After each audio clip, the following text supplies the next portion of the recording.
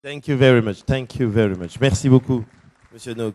On a bien compris l'approche de la République fédérale d'Allemagne, qui est celle d'un partenariat, un partenariat d'égal à égal avec l'Afrique, où vous allez essayer précisément d'apporter ce que vous savez faire de mieux et d'avoir du côté des Africains ce qu'eux aussi ils font de mieux pour qu'il y ait vraiment, au bout du compte, un partenariat gagnant-gagnant.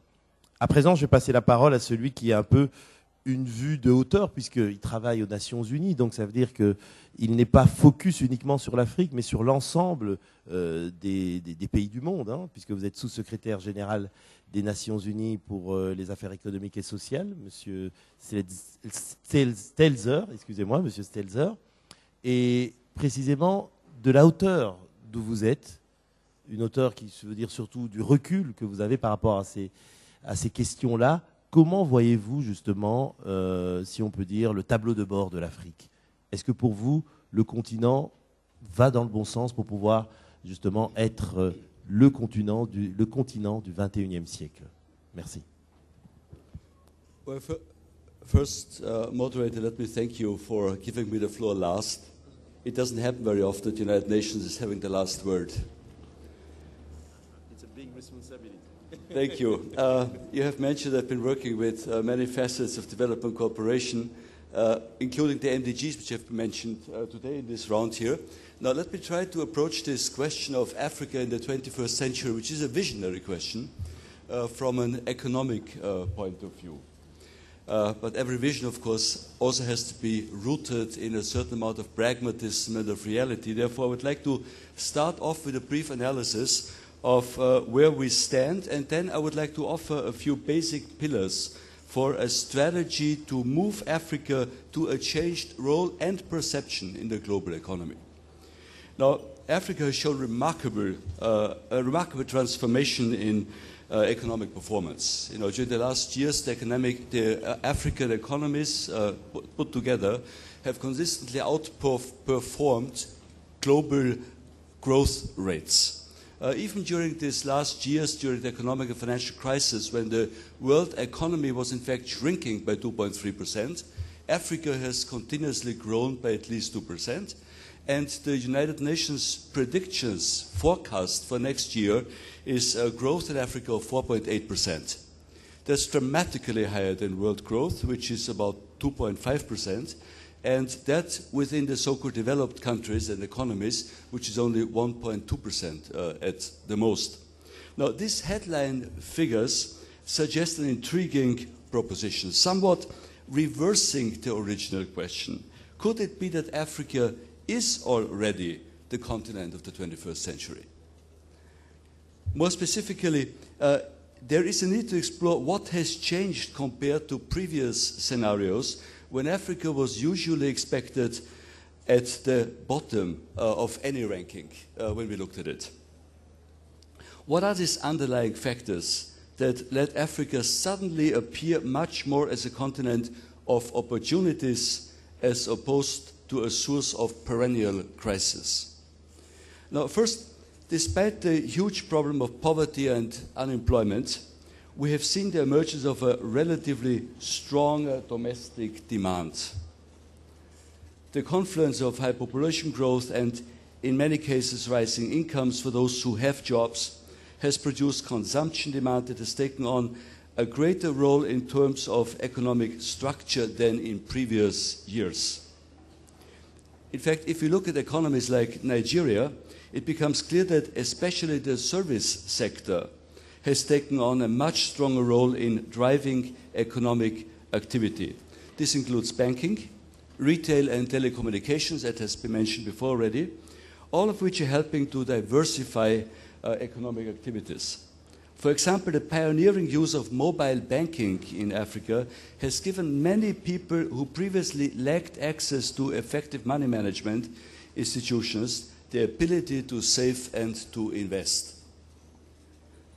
Then second, this diversification effect from increasing domestic demands combined with targeted policy measures, especially in the investment areas and arenas, have helped a number of African countries to reduce their reliance of extraction and export of natural resources as a sole driver of economic growth. That's a big advance. Third, noticeably new characteristics of growth in Africa relates to shifts in trades and investment flows over the past years. In particular, these flows have increased between Africa and other developing areas, regions of the world. A good case in point is China, which constitutes both a major demand source for Africa as well as an important source of investment funds for a number of African economies.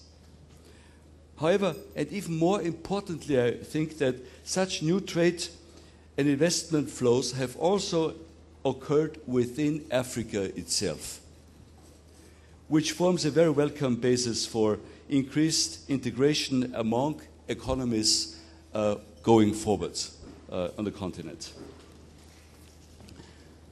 These positive growth attributes cannot mask, of course, many weaknesses and severe problems that Africa is still facing. For example, high urban unemployment rates, which remain a huge problem in many countries on the continent, despite a relatively solid growth trajectory. The underlying causes include also a lack of economic diversification, in particular into activities generating higher value added, a shortage of skilled workers, and very often low productivity. For example, in South Africa, the unemployment rate now stands at 20%, which is very high. There are, of course, many other challenges which I just want to mention, bypassing, the poverty crisis, which is still continuing in many countries in Africa. People suffering from hunger due to droughts. Sorry to interrupt you, but Mr. McIntosh, you have to take your flight. Your flight. So you have to leave us now, because they told me that you have to go to the airport. That's true. Yes. And thank you very much for that recognition. Honorable Prime Minister, exactly. Can I please be excused? And ladies and gentlemen, this is a very critical debate. How can we position ourselves?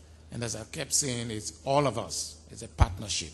So thank you very much. And the reason I'm leaving is because in about 72 hours, we'll be having the elections in Sierra Leone, and I'm going there to lead the ECOWAS monitoring team. Thank you. Thank you very much.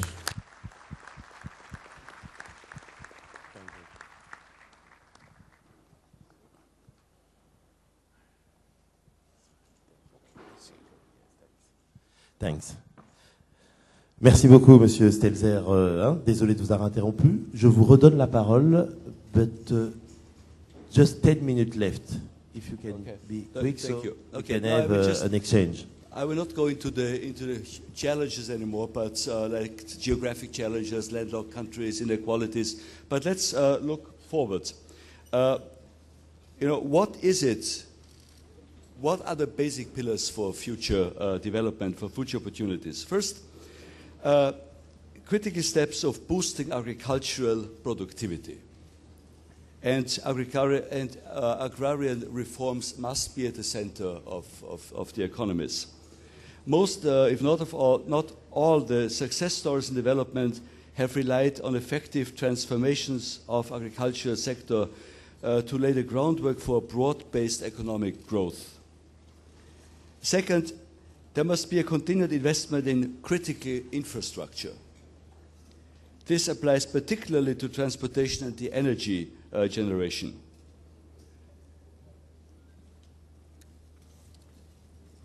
Third, countries must continue taking a long-term perspective on growth and development.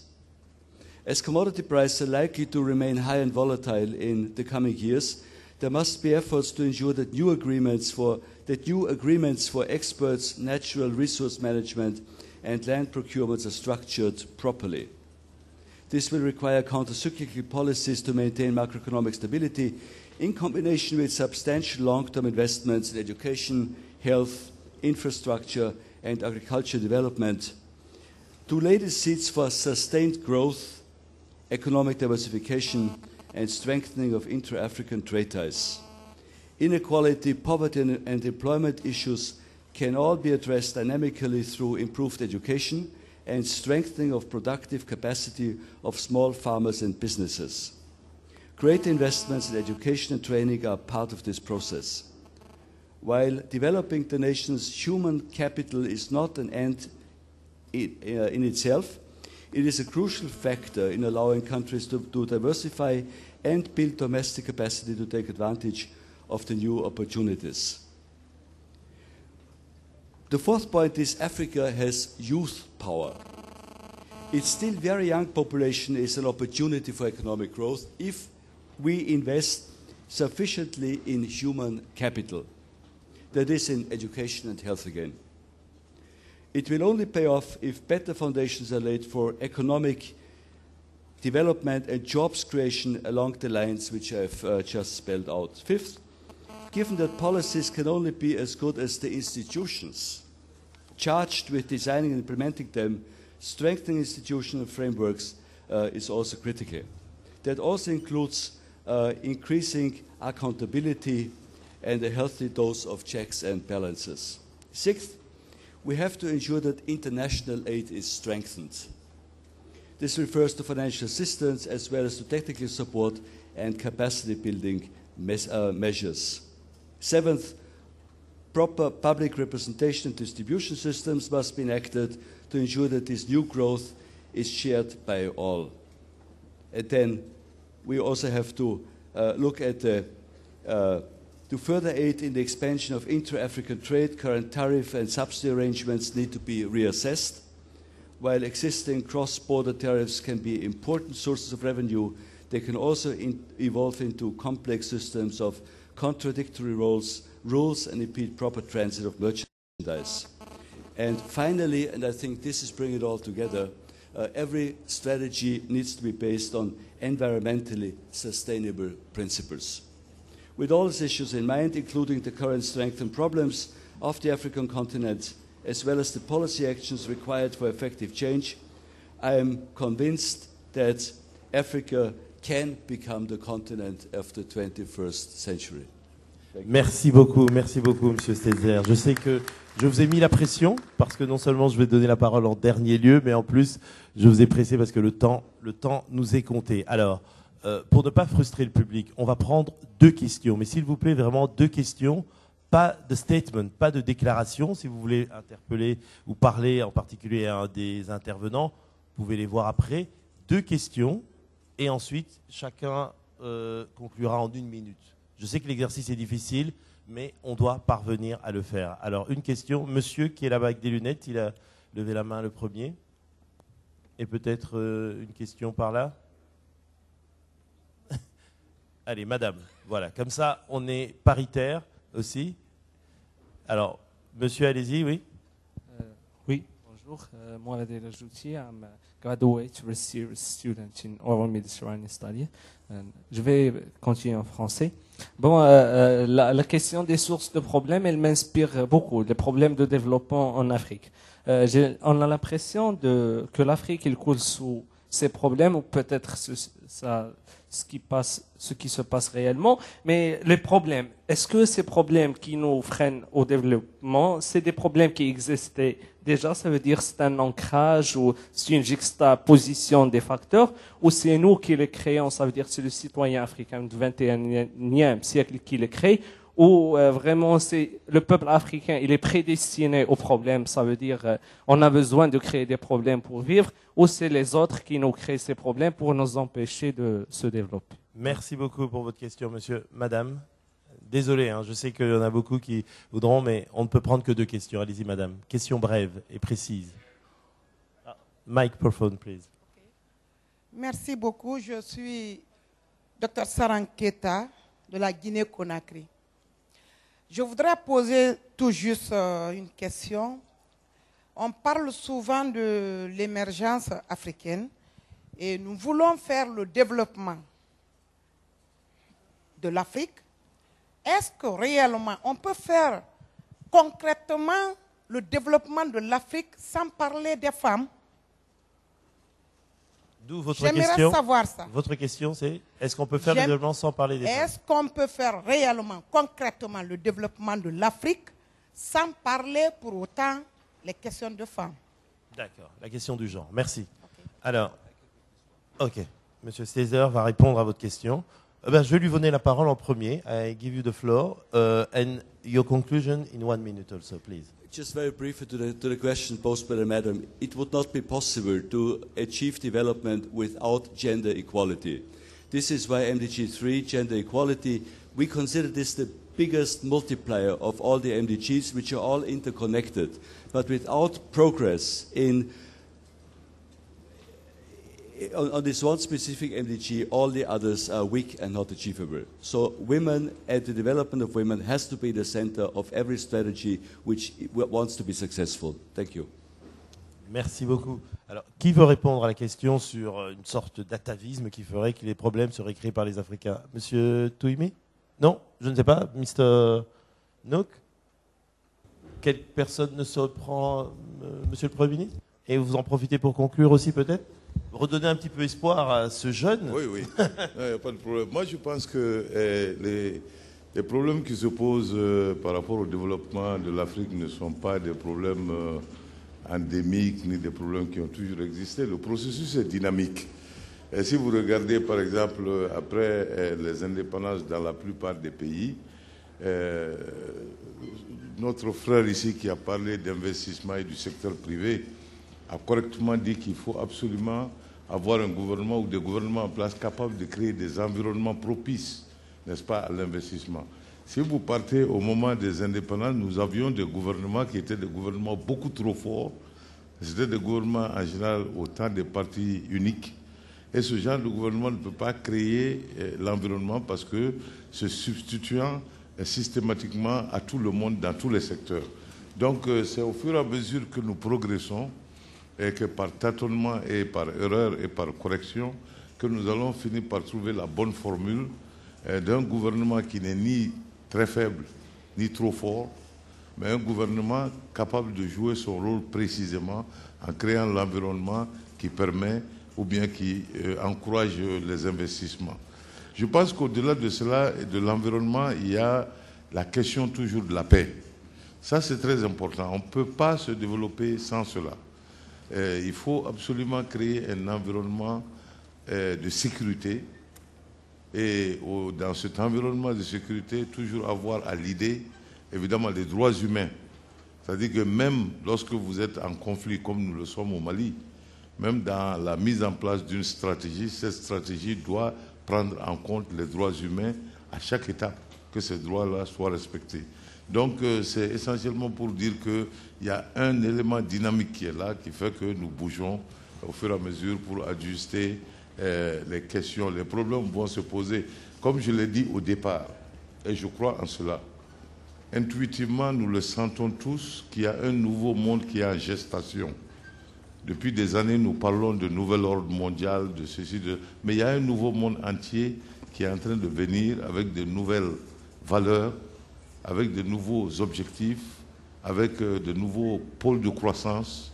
Et c'est à nous maintenant d'avoir le discernement et le savoir adéquat pour pouvoir anticiper cela et essayer maintenant de mettre en place l'environnement qu'il faut pour pouvoir tirer le maximum de cela. Et je pense que nous en avons les capacités, nous avons un début, un embryon, n'est-ce pas, qui n'est pas une masse critique d'abord, mais qui existe, de gens capables de réfléchir à cela et de nous permettre d'anticiper sur ce nouveau monde-là qui est en train de se dessiner et de prendre les étapes qu'il faut pour faire. Et il est indispensable que l'Afrique fasse du commerce avec l'Afrique. Cela est indispensable. Sinon, nous allons toujours nous trouver à la partie de la chaîne des valeurs où il y a le moins de plus-value ajoutée. Donc il est important que nous partagions nos savoirs et nos savoir-faire pour constituer une chaîne de valeur où nous pouvons tirer le maximum et le garder sur le continent en même temps. Avec ça, je passe la parole aux autres. Merci. Merci beaucoup. Mr. Nock, une conclusion en une minute. Une minute, 1 minute. No, only one general remark. Every successful policy has to start with percepting the reality. And what I tried to do is to promote or to advocate for a more realistic perception of Africa. And you mentioned it, sometimes the problems, the challenges African people or governments faces is quite different to those in Europe and what German businessmen or German politicians are aware of it. For instance, you mentioned the different geographic situation or the limited statehood of not only in the north of Mali but also from Kinshasa to Eastern Congo or whatever. So we have to be aware that there are so much difficulties that it's not easy to rule a country like the DRC or the South Sudanese or whatever. And I would like to underline that sometimes the problems are really self-made, sometimes are in the substance it is so that there are complex and really complicated challenges we are facing. And we have to look in very specific countries and sectors and what we can do and what we not can do or not can change. And what I would like to say to the women was my example of the using of mobile phones that led to much more independencies of women on the continent. You can use it for asking for prices for agricultural products, for food, for fruits on the market in the town, but much more. And I think the need for some services in Africa, I don't know which one, that will create new business models among Africans, and they would earn money by those businesses in very specific services, which will be a response of the real needs of Africans. Sometimes I'm not so sure, or I do not believe too much in our theories and development aid or development cooperation. It's much more the private interests of people that can trigger a development. Thank you. Merci beaucoup pour cet appel, non seulement au réalisme, mais aussi au fait de s'appuyer sur les initiatives individuelles, comme vous l'avez dit, c'est très important. Je vous passe la parole, et c'est pas un paradoxe, c'est un faux paradoxe, parce que M. Nouk vient de nous rappeler en disant, souvent, il ne faut pas perdre de vue la complexité des problèmes. L'Afrique a aussi, je veux dire, une jeune histoire, hein, je veux dire 50 ans d'indépendance, à peine plus, c'est peu. Les vieilles nations européennes ont mis des siècles à se construire. Ça ne veut pas dire qu'on doit repasser par toutes les erreurs qu'eux ont commises. On peut tirer expérience des erreurs, mais c'est clair qu'il faut aussi apprendre la patience. Et vous, Monsieur Touimi, tout à l'heure, vous nous appeliez à comment je pourrais dire, à une vision, à un rêve. Mais un rêve qui s'ancre dans la réalité aussi. Hein. C'est ça qui est intéressant. Et vous le disiez, il faut une nouvelle utopie. Une nouvelle utopie, moi je rapproche ça aussi du fait qu'il faut aussi un nouveau leadership. Il faut que quelques personnes, comme l'a dit le Premier ministre, il faut... Enfin, je vais citer Lénine, hein, qui disait « Donnez-moi 17 personnes et je vous change la face du monde ». Pas que je sois léninien, mais n'empêche, je veux dire, parfois c'est juste cette masse critique qui peut faire la différence. Et justement, il faut chercher ces personnes, les identifier, ou en tout cas les aider à émerger en Afrique. Mais je vous laisse pour votre conclusion. Juste quelques mots, mesdames, messieurs. Surtout en pensant à cette jeune personne, nous sommes en Afrique, dans le pays de la gastronomie. Le Maroc est un pays de gastronomie. Si le développement, je vais me lancer, hein, je me mouille, si le développement était un plat à cuisiner, moi je dirais il y aurait 3 ingrédients clés, hein, comme le sel, le poivre et de l'huile ou du citron. Premier, c'est l'aspect digital dont je parlais tout à l'heure, et donc c'est la possibilité que le savoir puisse être souligné comme la seule richesse, la seule chose qui s'enrichit en étant disséminée. La deuxième chose, c'est cette jeunesse, on en a parlé, donc la jeunesse digitale et la jeunesse entreprenante, esprit d'entrepreneuriat tout à l'heure. Et au sein de l'élément capital humain, il y a la femme, et tout à l'heure je parlais d'entrepreneuriat, d'auto-entrepreneuriat. Et donc, la conviction, alors j'en achète une, c'est pas seulement que la femme est l'avenir de l'homme, elle est l'avenir de l'Afrique. Merci beaucoup, ça sera le mot de la fin, très beau mot de la fin. Merci à tous. L'exercice n'était pas du tout aisé de voir parler en un peu plus d'1h30 d'un thème aussi vaste. Et vous avez tous tracé les grandes lignes, hein, les lignes de force de cette thématique. Vous avez tracé aussi quelques pistes de réflexion. Je vous en remercie pour la pertinence et aussi la précision de vos propos. Je remercie aussi l'assistance et je m'excuse au nom des organisateurs, mais en mon nom propre. Je sais qu'il y avait plusieurs questions qui voulaient être posées, mais vous savez, on peut poursuivre ce dialogue en aparté parce qu'on a un programme à suivre et ça va très vite. En tout cas, merci pour votre attention. Merci à l'Institut Amadeus, à son président, M. Brahim Fassiferi, pour avoir eu la bonne idée de réunir un tel panel d'une telle qualité. Merci beaucoup.